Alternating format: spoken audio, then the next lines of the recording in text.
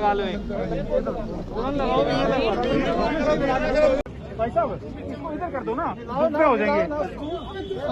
Hello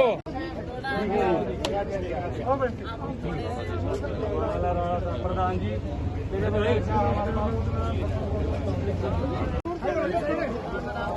थोड़ी जगह दो, सब लोग ना एक मिलते। अभी जो ये मुद्दा है धान की खेती का, जिस पर ये रोक लगा रहे 8 ब्लॉक्स पर कि बिल्कुल आप धान की खेती नहीं कर सकते, उनमें हमारा ये भी एरिया है। यहाँ के किसानों ने बड़ी हिम्मत दिखाई, रतिया के किसानों ने खुद अपने आप सड़क पर आए, अपने मुद्दे को उन्होंने उठाया और लोगों के बीच में लेकर गए। सरकार के पास उन्होंने मेमोरेंडम दिया, लेकिन हमें लगता नहीं कि इसकी सरकार के कान पे जूं तक रेंगेगी। और इनके तालमेल का भी आपको मालूम है कि एक मंत्री आकर क्या बोल देते हैं और ऑर्डर कुछ और है। ऑर्डर आपके पास है, हम आपको अभी दे भी देंगे। और इससे हजारों नहीं लाखों एकड़ भूमि प्रभावित होती है। 4,44,000 एकड़ का आधा भी आप ले लीजिए, जो 50% पर कहा है, तो 2,22,000 एकड़ तो सीधी सीधी हो गई। 2.25 लाख एकड़ आप समझ लीजिए।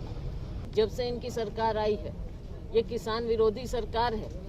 इनकी जो प्लान है, आप इस बात को समझ लीजिए, आगे आगे ये एमएसपी पर भी इनकी नजर है।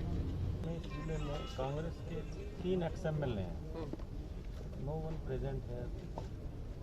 अलग अलग समय में पहले आए हैं, वो जरूरी नहीं है कि आए। और ये तो आप उनसे पूछ लेना, वही कांग्रेस मुद्दा उठा रही थी किसान का, उनसे पूछ लेना। कोई हो सकता है उनकी कोई मजबूरी हो, और वो कोई बात ये है कि आज के दिन हम विवाद का विषय नहीं है और लोग इसमें जुड़ गए हैं, और हम लोगों के मुद्दे के लिए यहाँ पर आए हैं। ये कोई राजनीति नहीं है, हमारे द्वारा ये मुद्दा क्रिएट नहीं किया गया है, ये सरकार की नाकामी है। और हमारा ये जो क्षेत्र है, ये प्रभावित क्षेत्र है, यहाँ के लोगों ने उठाया, हम उनके लिए उनके बीच में आए। हजारों किसान आज यहाँ नहीं है। ये सांकेतिक धरना है, क्योंकि लॉकडाउन के चलते आप बहुत सारे लोगों को नहीं बुला सकते। महत्वपूर्ण विषय ये है कि रतिया में, जैसा शैलजा जी ने बताया, 1,01,000 एकड़ पर अब आप खेती नहीं कर सकते धान की। 75,000 एकड़ में सरसा ब्लॉक के अंदर धान की खेती नहीं हो सकती। 1,39,000 एकड़ में कैथल में, सीवन और गुला चीका में नहीं हो सकती।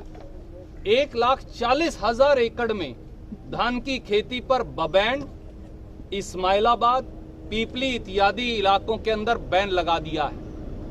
खट्टर साहब दुष्यंत चौटाला जी, पीपली से लेकर सरसा तक अगर किसान धान की खेती कर ही नहीं सकता तो किसान रोजी रोटी खाएगा कैसे? और उप मुख्यमंत्री दुष्यंत चौटाला यहां आए, जैसा शैलजा जी ने कहा, वो झूठ की खेती करके चले गए, लोगों को बरगला और गुमराह करके चले गए। दुष्यंत चौटाला जी और खट्टर साहब आज भी किसान को गुमराह कर रहे हैं, बरगला रहे हैं। ऊपर से कहते हैं हम आपका, अगर आपने धान उगाया तो हम आपका धान ही नहीं खरीदेंगे, जैसा शैलजा जी ने बताया। ये कहते हैं सब्सिडी खत्म कर लेंगे, कल आप किसान का सांस लेने का, जीने का अधिकार छीन लेंगे। ये तो अंग्रेज की सल्तनत ने नहीं किया, जमीन किसान की, उसके बाप दादा की मलकियत। खट्टर साहब और दुष्यंत चौटाला कौन होते हैं? नादरशाही तरीके से धानबंदी करने वाले। इसीलिए शैलजा जी के नेतृत्व में हरियाणा प्रदेश कांग्रेस कमेटी ने यह संकल्प लिया है। आपने मुझे कहा था, इसलिए हमने एक धरना पहले ही गोला चीका में लगाया है, एक इस्माइलाबाद में लगाएंगे, एक शाहबाद में लगाया है, और आज रतिया में आपके नेतृत्व में धरना किया है। कांग्रेस पार्टी ने यह संकल्प लिया है आपके नेतृत्व में कि जब तक ये काला आदेश, किसान विरोधी 9 मई 2020 का आदेश वापस नहीं होगा, हम चैन से नहीं बैठेंगे। ये कांग्रेस का संकल्प है।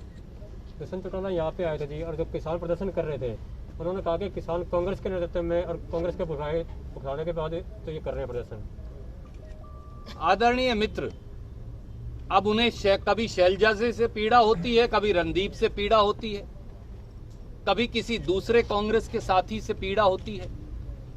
सच ये है कि सत्ता की अट्टालिकाओं में बैठकर, बड़ी बड़ी कुर्सियों पर बैठकर, 50 करोड़ के जहाज में बैठकर खट्टर साहब और दुष्यंत चौटाला जी को चिलचिलाती धरती में, गर्मी में धरती को जो घाव दिए जा रहे हैं वो नजर नहीं आते। उन्हें किसान की पीड़ा नजर नहीं आती, पर वो ये ना समझें, ये प्रजातंत्र है, इसमें अर्श से फर्श तक का समय जनता और किसान तय करवा कर दिखाएगा, ये हमें विश्वास है।